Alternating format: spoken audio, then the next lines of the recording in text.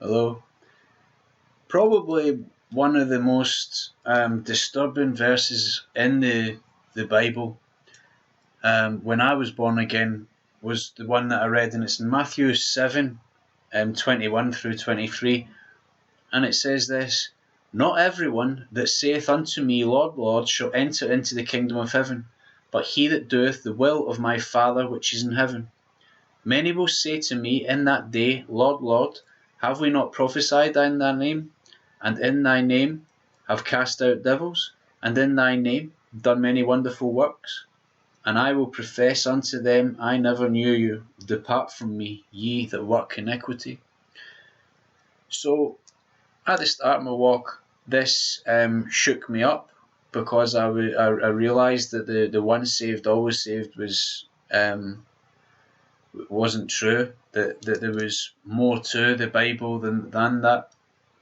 Even before it, in verse 19, it says, Every tree that bringeth not forth good fruit is hewn down and cast into the fire. Basically, the New Testament is all about different ways that you can lose your salvation. And the context of this would be ye that work iniquity or lawlessness. So if you're committing sin, sin is transgression of the law. So in the context of it, straight away you see that the first thing that they would possibly be losing the salvation for was not keeping commandments. But on praying and fasting onto this, then God showed me another verse that corresponded with this. And it is in Luke 18. And so there will be people going before God, and they maybe are commandment keeping, and they're quite prideful about the knowledge that God has given them. And so they'll be puffed up, thinking they've got it all sorted out and worked out. And I'll read from this. 2 men went up to the temple to pray, the one a Pharisee, the other a publican. The Pharisee stood and prayed thus with himself, God, I thank thee that I am not as the other men, extortioners, unjust, adulterers, or even as this publican. I fast twice a week, I give tithes that all they possess.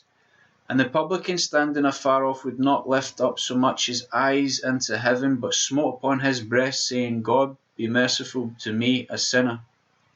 I tell you, this man went down to his house justified rather than the other. For everyone that exalts himself shall be abased, and he that humbles himself shall be exalted. So that was the corresponding verse that God gave me for Matthew 7. Now, the lawless thing, the iniquity, is a problem, because it does say that. So that, I'm not saying that that's not the meaning. I'm saying there's many, as a group, a full fulfillment, that the best thing that you can keep in mind is the fact of to say into yourself how wicked a sinner that you actually are. That's the key teaching in all of this. They're trying to justify themselves, saying, Lord, Lord, have we not have, instead of getting down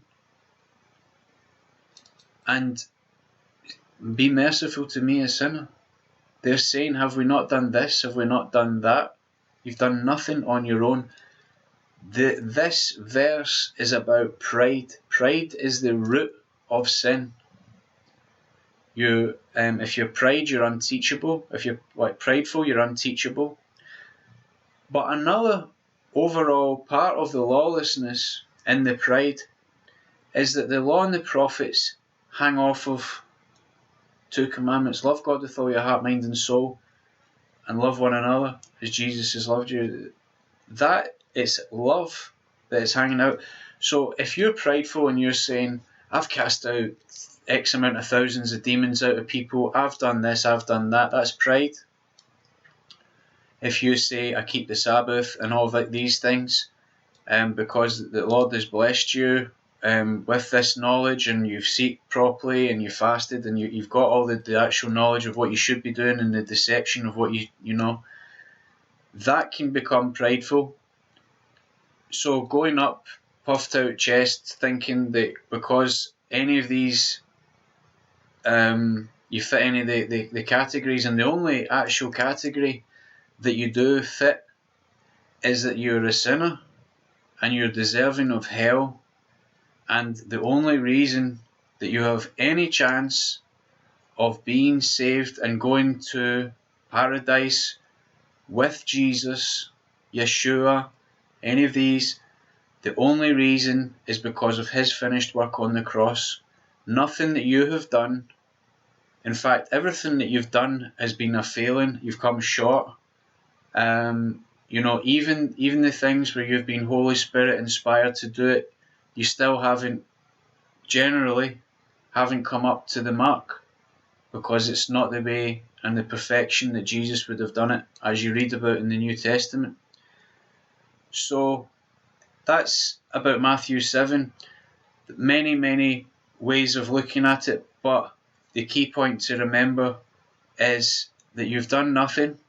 You've to do everything through love, to fulfill pluru, the law, to expand upon it, is about love, doing it lovingly, and realizing that you're a wretched sinner. Lord, be merciful to me, a sinner. I hope this has been a blessing. Thank you.